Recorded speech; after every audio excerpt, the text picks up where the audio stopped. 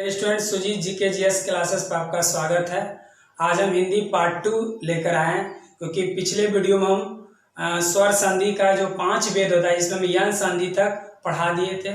आज अयादी संधि पढ़ाएंगे और उससे आगे भी हम बताएंगे। इससे पहले आप हमारे चैनल को like share subscribe bell icon जरूर दबाएं और हमारी वीडियो को अंत तक जरूर देखें। तो देखिए अयादी संधि, क्योंकि हम यन संधि तक आपको पढ़ा दिए हुए और अच्छा ही लगा होगा, कमेंट में जरूर करें तब हमको पता चलेगा। तो देखिए अयादी संधि, अयादी संधि को कैसे बनाएंगे और उसका संधि विच्छेद कैसे करेंगे। तो देखिए सबसे पहले हमारा ये जो पॉइंट है आपको याद रखना है, जो हम लिखे हैं ये पॉइंट अगर आपको याद हो गया और दिमाग में सेट हो गया तो अयादी संधि एकदम बनना है। तो देखिए ए का अय, आय का आय, ओ का अब अबू अभी, आओ का आब आबू आबी, ये अगर दिमाग में रखना मेन ये है। तो देखिए ए का आय, आय का आय, ओ का अब अबू अभी, आओ का आब आबू आबी। अब देखिए सबसे पहले एग्जांपल पे चलते हैं हम लोग। पावक, देखिए अब ये पूरा लॉन्ग लिख कर बताना, ये हमको तो एग्जाम फेस करना है, सॉल्व इजी वे में करना है, तो हम जितना इजी तरीका हो वो समझने का कोशिश करिए, जल्दी से हमको कैच करना है, ये दिमाग में रखना है। तो देखिए पावक है। अब देखिए सबसे पहले हम लोग को दिमाग में रखना है कि पावक उच्चारण क्या है। पहले लास्ट को देखिए पावक अक, देखिए हम क्या होता है अक, पावक अक, तो पहले हम अक लिख देंगे। अब देखिए अक लिख दिए। अब देखिए आगे वाला क्या है प लिख देंगे। अब हमको देखना है कि जिसमें देखिए अब ऐसे भी याद रखें ना, जिसमें एक पा गिर गया, जो आकर है ना पा गिर गया, तो समझिए उसमें डबल होगा, चाहे वो नीचे से रहे कि ऊपर से। जहां गिर गया है अब पा, तो समझ लीजिए या तो वो नीचे से डबल एंटीना होगा या तो ऊपर से डबल एंटीना। और जिसमें नहीं गिरा हुआ तो समझिए या तो नीचे से एक एंटीना होगा या तो ऊपर से एक एंटीना। ये दिमाग में रखिए, ये तरीका आपको इजी में हो जाएगा। जिसमें गिरा हुआ पा, देखिए पा, इसमें गिरा हुआ नहीं, देखिए है ना। अगर इस तरह का आपको मिल जाता है तो समझ लीजिए या तो वो नीचे से डबल एंटीना होगा या तो ऊपर से एंटीना होगा। ये दिमाग में रखना तो आपको सेट हो जाएगा। या अगर ये दिमाग में अगर सेट हो जाता है तो ठीक है, नहीं तो देखिए उच्चारण पा अक, अक लिख दिए, प है तो प लिख दिए, इतना काम कर सकते हैं आप। अब देखिए हम लिखे हैं, देखिए कहीं आब है, पाव आब है, आब देखिए कहाँ है ओ, तो ओ का आब आबू आबी, तो इसका मतलब यहाँ क्या हो जाएगा पो हो जाएगा। तो पो जोड़ा। अगर वो याद हो जाता है कि जिसमें रहेगा गिरा हुआ, तो समझिए वो या तो ऊपर से डबल एंटीना या तो याद रखेगा नीचे से डबल एंटीना। और जिसमें नहीं गिरा हुआ तो समझिए या तो नीचे से एक एंटीना या तो ऊपर से एक एंटीना। एंटीना करने का मतलब क्या हुआ कि ऊपर से या तो एक ऊपर अगर रहेगा नहीं रहेगा तो समझिए ऊपर पे एक होगा, और अगर नीचे अगर है तो नीचे से दो होगा। यह रखिएगा, ये भी दिमाग में रख सकते हैं। और नहीं तो जो तरीका है वो याद रखना है कि देखिए उच्चारण पहले देखिए पवन, हम क्या बोलते हैं पवन, अन, अन लिख दिए, प लिख दिए। अब देखिए इसमें नहीं गिरा हुआ नहीं ना, इसका मतलब नीचे से हुआ, तो यह पो हो गया, तो पो जोड़न। क्योंकि ऐसे भी देखिए वो पवन अन, अन, अन लिख दिए, और जो प है वो लिख दिए। अब देखिए कहीं लिखा होगा मेरा ओ का अब अबू अभी, तो अब है तो पो हो गया। अब देखिए गायक अक, अक, अक लिख दिए, ग लिख दिए। अब देखिए यहाँ गाय आय, देखिए यहाँ आ है तो ए, तब देखिए इस पर डबल हो गया, याद रखिए। नायक तो ना अक, अक, अक लिख दिए, नौ लिख दिए। अब देखिए आय, तो आय कहाँ है ए, एक है आय, इसका मतलब इस पर भी एक और डबल हो जाए, ने जोड़ा। उसी तरह देखिए भावु, भा उक, उक, उक, इसका मतलब पहले उक लिख देंगे, भ लिख देंगे। अब देखिए आबू कहीं लिखा हुआ, आओ का आब आबू आबी, आबू, इसका मतलब आओ तो भाव। नाविक इक, इक, नाविक, इक लिख दिए, नौ लिख दिए। अब देखिए आबी हम कहीं लिखे हैं, आओ का आब आबू आबी, देखिए आबी है, इसका मतलब आओ होगा, 9। अब देखिए नयन, नयन, अन, अन पर लिख दिए। आगे क्या है, 9 है, लिख दिए। अब देखिए अय, ए का अय, ए हो गया ने। शयन, अन, अन लिख दिए, 100 लिख दिए। अब देखिए यहाँ पर अय, ए से। उसी तरह देखिए पवित्र, पवित्र, इत्र लिख दिए। अब देखिए प लिख दिया। अब देखिए अभी, अभी, तो देखिए ओ का अब, अबू, अभी, तो यहाँ देखिए अभी है, इसका मतलब ओ होगा, तो पो जोड़ इत्र होगा। तो जो हम एग्जाम्पल भी लिखते हैं ना, वो एग्जाम्पल भी आपको लग जाएगा एग्जाम। बरसते ध्यान से देखिए। देखिए आगे संधि, क्योंकि हम स्वर संधि जो है मेरा कंप्लीट हो गया। स्वर संधि का जो पांचों पांच स्वर संधि के 5 प्रकार होते थे, 5 भेद थे, वो पांचों हम कंप्लीट कर दिया। हम व्यंजन संधि की ओर आ रहे हैं। तो व्यंजन संधि में पहला रूल देखिए, हम जो है नियम नहीं लिखेंगे।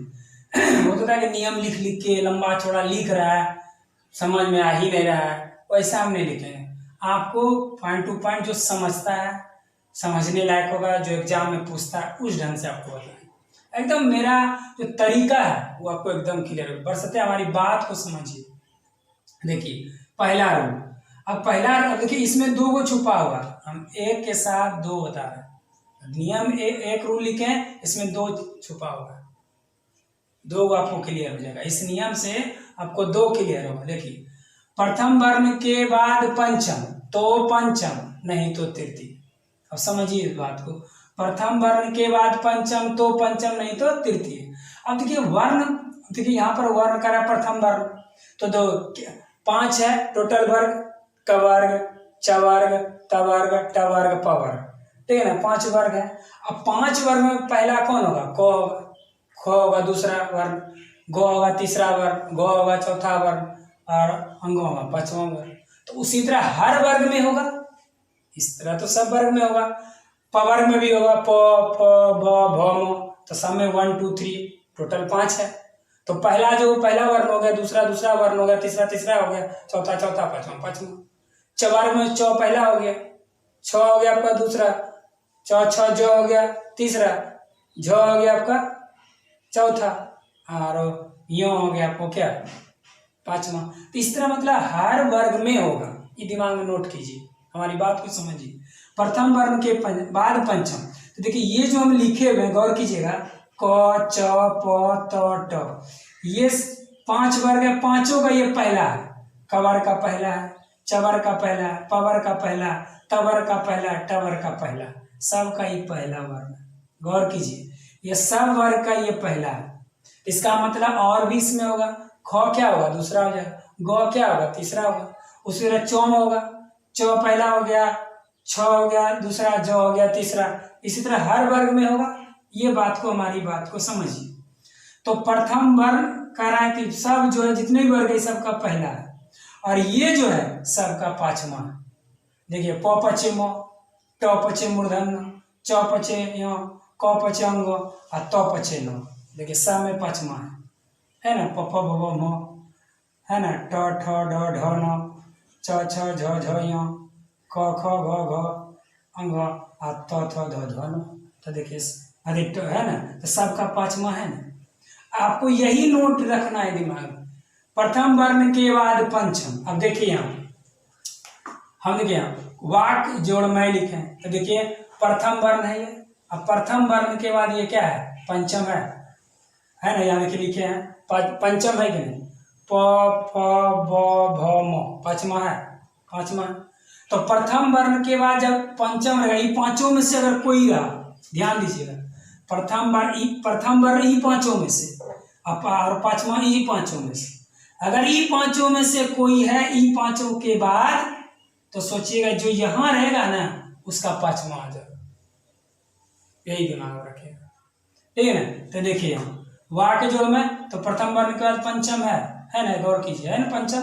तो प्रथम वर्ण के बाद पंचम तो पंचम, तो देखिए क पचे है ना, अब पीछे वाला कहेंगे 60, तो पीछे वाला ये 60 गया, पीछे वाला का टेंशन है, ये 60 जाएगा, तो पीछे वाला 60, तो वांग में होगी। उसी तरह देखिए जगत जोड़ना, तो देखिए प्रथम वर्ण के बाद पंचम है ना, तो ये यहाँ जो है इसका 5वां क्या होता है, तो पचे न, तो पीछे वाला 60, तो हो गया जगन्ना। उसी तरह देखिए उन्नति, तो देखिए उत जोड़ उन्नति। अब देखिए यहाँ ध्यान दीजिए, प्रथम वर्ण के बाद पंचम है, यहाँ देखिए अब इसका क्या होगा, पांचवा नौ, तो क्या होगा पीछे वाला षठ उन्नति, ठीक है ना। षठ जोड़ मुख, अब देखिए यहाँ है ना, प्रथम वर्ण के बाद पंचम, गौर कीजिए यहाँ, और ट का पांचवा क्या होगा मूर्धन्य, तो सन्मुख हो गया। पीछे वाला का खाली सटा देना, पीछे वाला टेंशन नहीं लीजिए।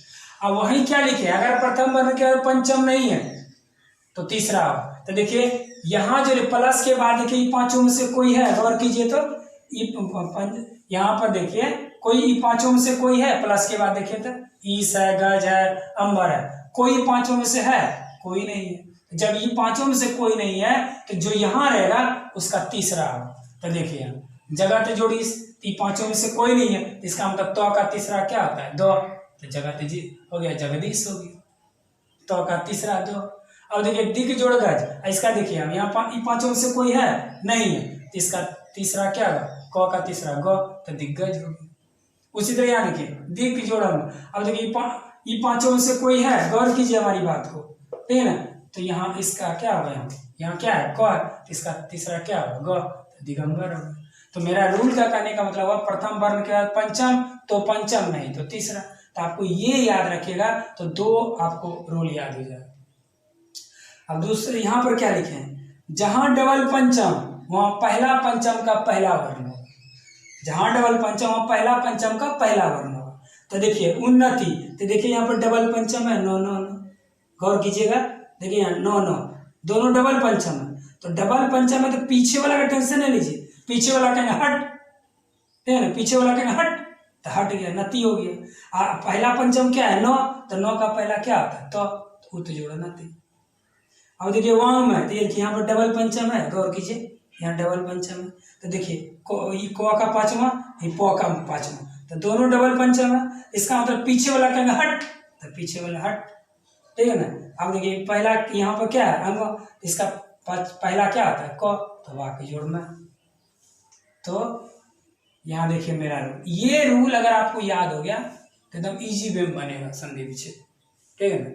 तो आज का जो मेरा टॉपिक था हिंदी पार्ट 2 यहीं तक रहने दीजिए। व्यंजन संधि का शेष भाग हम फिर नेक्स्ट वीडियो में हम लेकर आएंगे। आप हमारे चैनल से जुड़े रहे और हमारे चैनल को like share subscribe bell icon जरूर दबाएं।